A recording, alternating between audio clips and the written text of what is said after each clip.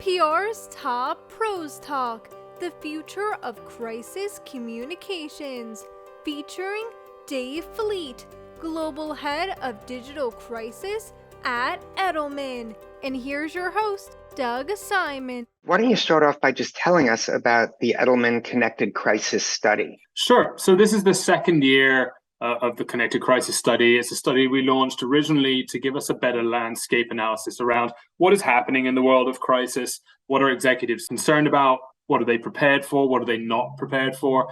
And this year we decided to evolve the study slightly and to look at some new areas that we didn't cover off last time. We didn't want to focus on the obvious issues. We wanted to look at beyond that. Maybe what's less obvious, what's coming next, where companies might have blind spots. And that's a lot of what this year's study is about. Yeah, what did you see were some of the blind spots? So there are a few things that jumped out to us. Firstly, again, we knew that there are these very obvious issues that are in the media all the time. We wanted to say, okay, what's coming next? One of the things that jumped out to us on that respect was this looming wave of potential labor issues. While we may be heading into a recession, what we're seeing from the data is that there is a large gap between executives who say they have faced labor-related issues. And that's not just things related to unions or labor relations, but also talent shortages, employee activism, things like that. So a gap between those who have faced that and then those who think that they are going to face that in the next 3 years. We also saw a significant gap around expectations for business and their roles in society. So where businesses should be getting involved in helping to solve or to get engaged in societal issues. So this raises, if I can jump in before we get on to the next one, you'll definitely give a chance. That always raises an issue for me, and I'm right with you. I think it makes sense. Businesses need to engage internally and externally. Your employees see what's going on. But with everything so fraught, and I know it was a global study, and it's not just a US phenomenon with this huge divide, how do you navigate engagement when people feel so strongly that the other side is not just not right, but dangerous? Well, I think it's really important that organizations have in place a framework for how they want to make these decisions, because external perspectives and the broader expectations of society are one thing, but they're a macro thing. So companies need to be looking at a range of factors when they're making decisions. Buckets like the impact of the issue on the organization itself. Will it affect your license to operate? Will it affect your employees' abilities to do their job, for example? Right. Its alignment with your purpose. The expectations and the impact on your stakeholders is one piece. And again, you're going to have a complex mix of that. Right. And then last, but definitely not least, one of the main criteria that we see for a lot of organizations is what's our credibility in the space? Have we done our due diligence? Have we taken a look inside? If we're going to be going out and talking about things like diversity, well, have we actually done our own homework related to that and actually got our own house in order? And that's an area that a lot of organizations have fallen down on in the past. So the stakeholder mix is one thing, and the stakeholder expectations at a broader societal level is one thing. But I don't think you can ignore the rest of these. Otherwise, you end up just with the tail wagging the dog. Another big factor is you're finding that Gen Z has a different perspective on what companies should be about. And since, that's the talent that's now talent and future talent. So how do you address some of those issues? Gen Z is now reaching this stage where they aren't just kids in their parents' basements. They are people, that age cohort now ranges into the mid-20s, which means that they are graduating from school, they are getting jobs. Some of them have progressed through a couple of jobs already. They have purchasing power, they have power in the workplace. And so what we see with that group is a continued evolution of what we saw with millennials in the past, as that generation got a lot more involved in the working life.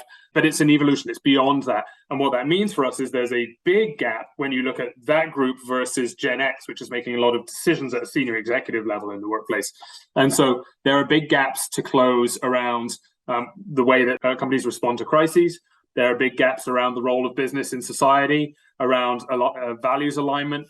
And so executives, especially senior executives nowadays, need to make sure that they're actually being purposeful in engaging with people in that community at that generation to make sure that they aren't just making false assumptions that what works for them works for that group. Is it also important that they engage with the members of that generation who work at the company? I know a lot of companies, of course, have the senior leadership team, the executive committee, the boards and so on. Clearly, there aren't a lot of Gen Z people represented in those areas. So if we're talking about them as such an important influence, especially when it comes to crisis, which obviously companies don't like being in a crisis environment, though, of course, the pandemic plunged an overwhelming percentage of companies into crisis environments of one sort or another. How important is that you engage your own team in terms of big forward-thinking company decisions? Very much so. And I would actually extend that in many cases beyond even just Gen Z.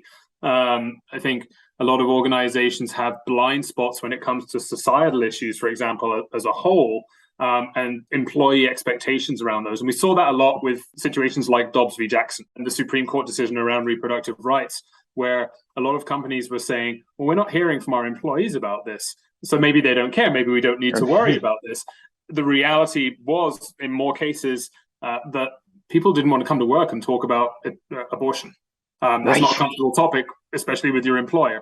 And so it was only when the decision became very real and very visceral for a lot of people that they started to express their opinions. And so I think having a closer pulse on the opinions of the workforce is really, really important. It's interesting because, we encourage our employees to be active personally with their causes. And, we have one who's activist on the pro-life side and has gone to marches. And, that's not my view, but hey, if we're going to let people express their views and even take time off to do that, I can't be picking and choosing basing on issues that match.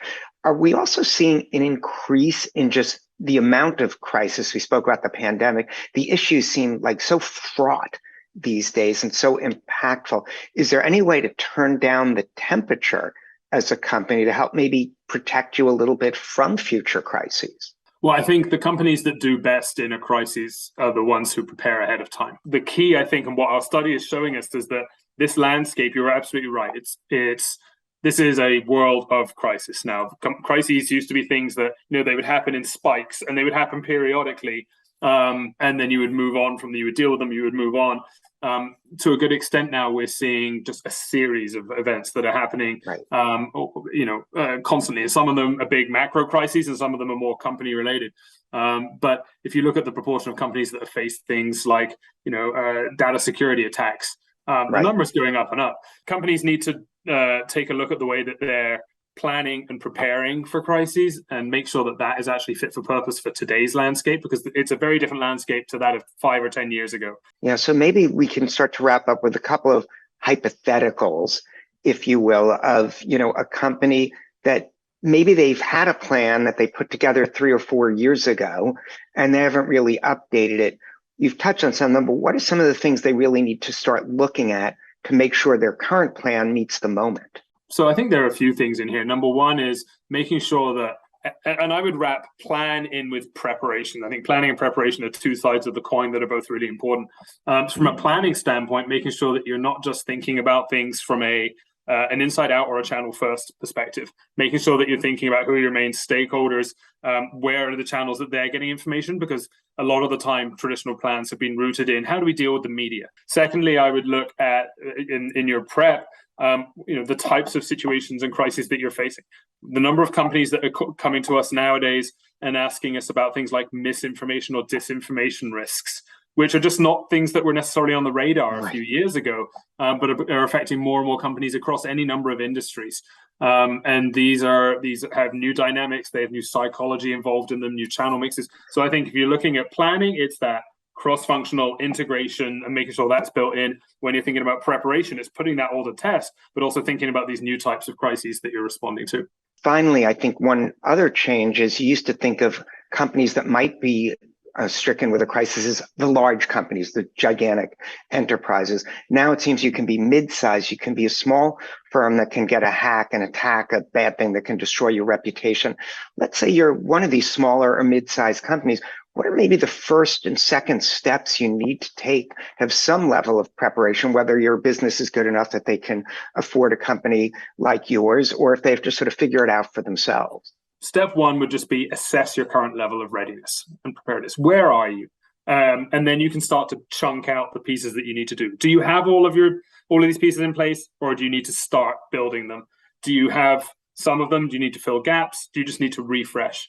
I think starting to have conversations with other parts of the organization is really important. So one of the things that we will say is walk down the hallway and talk to parts of the business that you might not have talked to before. Have you talked to have you ever gone and engaged with your media planning team to talk about what they might be able to do to help you, so that you're not doing that for the first time in a crisis when you're like, we have a huge search engine problem. I have no idea what to do. Build those bridges ahead of time. And then start to integrate all of this into, planning exercises. Do your first simulation if you haven't done those before. Do a tabletop exercise. Do it around some of these more emerging types of crises. So I think there's a lot to be done, but you can chunk it into small pieces. Don't wait for the crisis to hit to get started. Great. Well, this has been awesome. One of the challenges we like to give our participants in the show is say stuff that when people watch it, they're going to go to someone else, say, hey, we need to start doing this now. You've really done your fair share and more of that. Thanks so much for being with us. Thanks for having me.